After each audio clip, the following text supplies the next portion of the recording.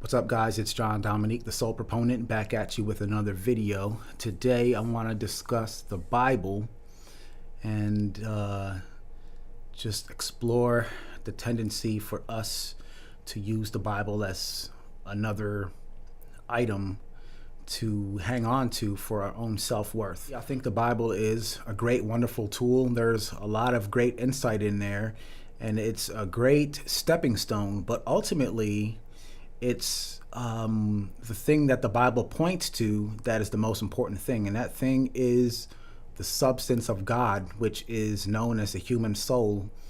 And the whole New Testament gospel is basically a description of the soul. It's not a coincidence that Jesus and the soul are born pure of a virgin.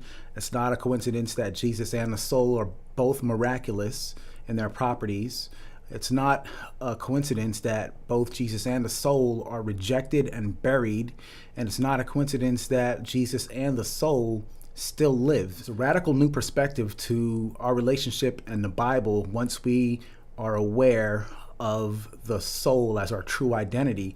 We begin to live the scriptures. We begin to interact with the scriptures. They become a living, breathing text.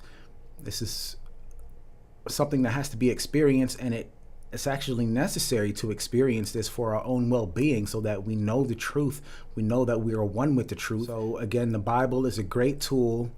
It just becomes a problem when we depend on it for our sense of identity, our sense of worth on an unconscious level, and not turn towards the soul, which is what the Bible is trying to tell us about. Unfortunately, the interpretation of the scriptures in the Bible that have been handed down through the generations have been distorted as a means to control people and manipulate people.